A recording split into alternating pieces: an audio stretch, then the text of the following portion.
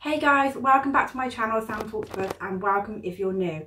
Today we're going to be doing a reading survey, tag, whatever it's called. I saw Gabby Reed's do this. I'll link her one below if I can find it, and I thought it'd be a lot of fun.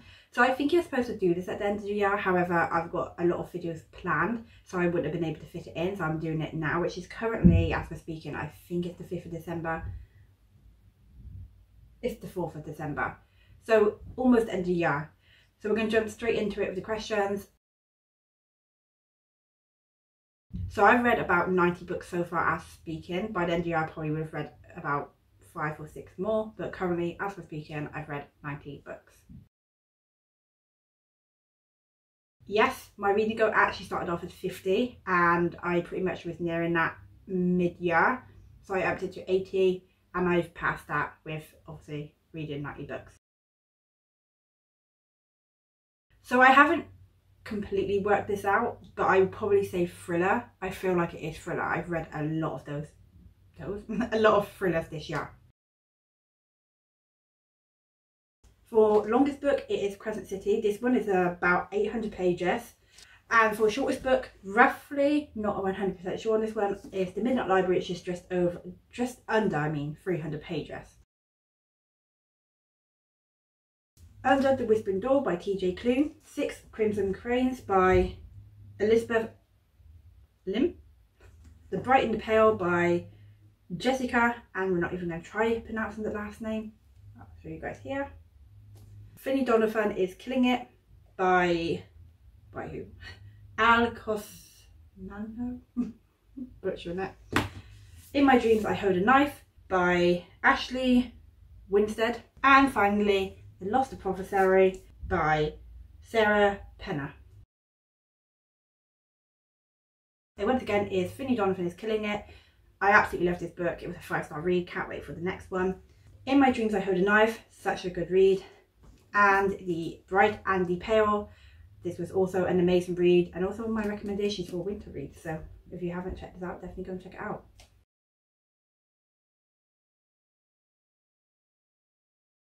House in the Thrilling Sea by T.J. Klune. Kristin Hannah's The Nightingale. V.E. Schrobb, The Invisible Life of Addy Larue. And 6 of Crows by Lee Bardugo. Addy Larue, this book is super hyped. You either hate it or you love it, and for me it 100% lived up to the hype. It's a favourite. Another book that is massively hyped and loved, and I heard a lot of bookstagrammers and booktubers talking about, and that is Kristin Hannah's The Nightingale. 100% lived up to the hype. And again, House of Thrilling Sea, another one, and finally 6 of Crows, and I think I gave them all 5 stars. Beach read, I actually DNF'd that one halfway through. I just couldn't get into it. I found it really boring. Just wasn't entertaining for me. And another one that did not live up to hype that I actually finished, I gave it 3.5 stars because it was good, and that was Red, White and Royal Blue. Now I'm not saying this is a bad book. Like I said, I actually enjoyed it. It just wasn't a 4 or 5 stars, which I was expecting from the hype that it got. Crescent City. This is the first book that I actually read that was this big, and I was terrified going into it because I thought it's going to drag, it's going to take ages to get into it, or I'm just going to be so bored by the end. However, that was not the case, and when I finished this book I was just super proud of myself to have actually read an almost 800 page book. How many pages is this book? If you don't count like acknowledgements and stuff like that, 798 pages. A lot. Straight up, we are going to say Addy from Addy Larue. She has such a unique story and was unique. I felt so much reading this book that Addy has stayed with me ever since reading this, and I can't wait to read it again, this edition, because this edition is actually a new one, and I will link the video for this one if you want to see the illustrations inside.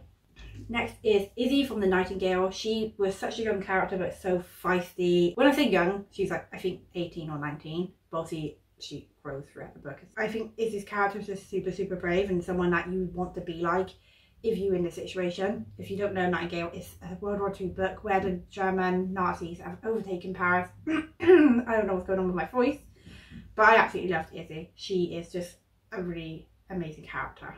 And finally, my boo, and that is Cass Brecker. He is one of the best written characters ever that I've read, and I absolutely love him.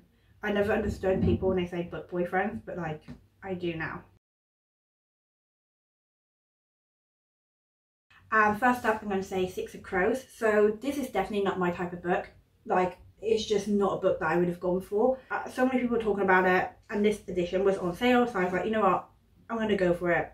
And it's now a favourite. I just never expected to love this book so much, and it completely shocked me with how much I fell in love with this book and the characters, the world, just everything about it. In my dreams, I hold a knife. This book, like near the end, has so many twists. Like, there's a twist and then a twist, and I just wasn't expecting it. Like, this actually surprised me. I thought I was going to be able to figure out who the killer was. This book completely took me by surprise. This author just knows how to throw bombs into your lap and surprise you, and this 100% did that. Next up is a book that surprised me because I'm not a massive sci-fi fan, and I wasn't expecting this book to be a 5 stars, and it ended up being 5 stars, and that was The Affinity Courts. I wasn't expecting to finish this book and be desperate to read the next one, which does not come out until next year. I will link my anticipated read video below. But this book shocked me because of how much I loved it, and like I said, I'm not a massive sci-fi fan, but also there was twist upon twist upon twist upon twists in this book. Like, the ending was just like, oh my god. I want to do a full review for this one. There's so many books that I want to do a review for, and I'm hoping to get to this one soon, which I say about a lot of books, but I will, because this one definitely deserves a review. The next one is Kristin Hannah's The Four Winds. The ending of this book completely shocked me.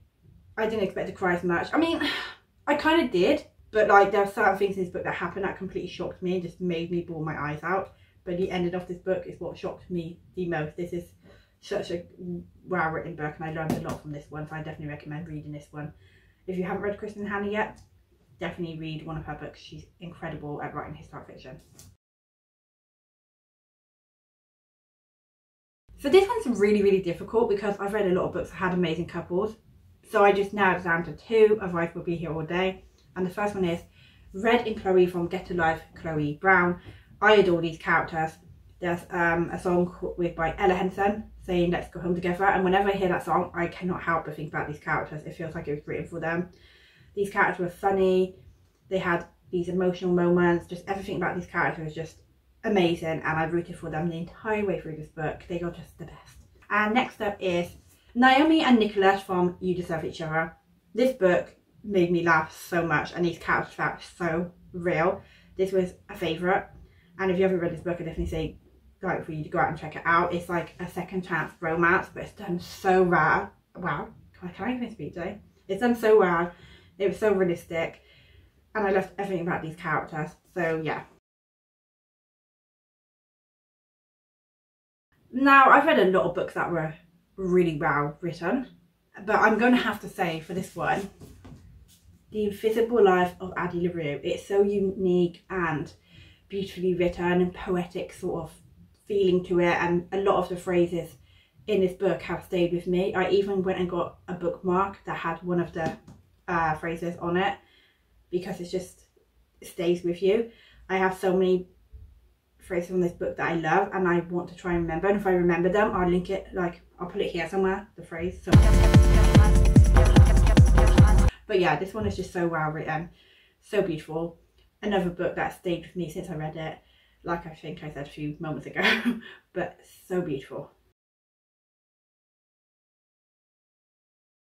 Because of how much I love this book, Addie Larue, when I say push people, I didn't really push books on a lot of people, because a lot of people I know that aren't really, like, as in friends, don't read books. So I've kind of been pushing my partner to read Addie Larue, because I know he'll love it. House in the 3D Sea, because it's just one of those books you have to read, and Six of Crows, because like, if you've not read this, you need to read this. And what's amazing is my partner's actually currently reading this very slowly, like really slow, but he's reading it, so yay. This one is so difficult because I have so many beautiful book covers, but I would literally be here all day. This is like a separate video that I might do of all my favourite book covers, so I narrowed it down to 3. And the first one is 6 Crimson Cranes. This cover is absolutely beautiful. The colours just are incredible, and I think that's one thing I love about it, is just the colours. And then you got like the cranes, the writing, so beautiful. Next up is the Lost Apothecary. Again, this cover is absolutely stunning. Oh my god, this is actually one of the reasons why I bought this book, was because of this cover, and thankfully it's amazing. And finally, The Bright and the Pale. I love the whole like maze look and the frost, the snowy feel. Just, oh my god, yeah. These three are probably my favourite three, although I have hundreds of book covers that are stunning. And I'm probably going to do a separate video for that. Get a Life Chloe Brown, from what I can think of from the top of my head. There are so many moments in this book that are so funny. There's one specific moment involving Chloe in a tree with a cat and read below, and I was laughing so hard. These characters are just so funny. Well, we'll start off with Kristin Hannah's The Four Winds. This book made me cry so much, so thank you. And the book that honestly probably made me bawl my eyes out and literally have to stop reading because of what was going on, and I was crying so hard that I could not see through my tears. The Nightingale. People said you'll cry at the end. You're going to cry a lot more than just at the end, but the end, oh boy, was I not prepared for that. I thought I was ugly crying through this book a lot. The ending just completely wrecked me. So yeah, and they're both Kristin Hannah books because she knows how to break your heart. So I've got three here. That is Kristin Hannah, Riley Sager and TJ Klune. All three of these authors are so different. So TJ Klune kind of writes books that are dealing with like heavy topics but makes it whimsical and just cozy, and it's a story that you're just not going to forget. Both of the books that I've read, which is House of Incy and Under the Door, were 5-star reads, and I cannot wait for him, did I say right? Cannot wait for him to bring out another book. But it feels like it's going to drag. Then we have the Riley Sager, and I read Survive Tonight, which a lot of people don't love, but I loved it. I felt it intense, and I've literally biting my nails at scenes. And yes, our main character is definitely annoying at points, which I guess I can understand why people didn't love it, but I did. I loved it. And obviously Home Before Dark is probably my favourite one of his. And he, of course, he writes thrillers. So, and then Kristin Hannah, who writes historic fictions, and her books are just so well written, break your heart, make you attached to the characters. She's just incredible at writing. Guilty Pleasure Read of the Year, and that one is American Royal. So this is girl drama, gossip, sort of gossip girl, Princess Diary, sort of love triangles. It's all in this book. So this book we follow our main character, four main characters. Two are princesses, Beatrice, next in line to be queen.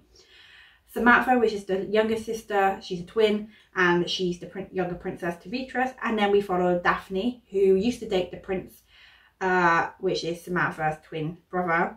And we follow Nina, which is Samantha's best friend. And there's a lot of drama in this book. So if you're looking for a book that's got twists and drama and just girl drama and everything, Gossip Girl 5, then go for this one. And Royal Family. Right. Also, actually, I'm going to add on The Shelf by Addy. So this is like Big Brother sort of vibe. These characters basically get dumped on TV and then they can stay in the show. So it's like kind of a like reality TV. And yeah, it's just drama and feminist and a lot of stuff going on. So I guess this was a guilty pleasure this year because it's like a Big Brother.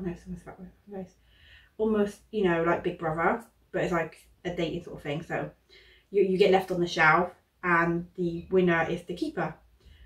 The men in the show are dicks. Literally. Not nice. Like, they're so irritating, but it's so well written. It's literally on here. So 6 women, 4 weeks, 1 house. Who will be left on the shelf? Ugh, so trash for these books.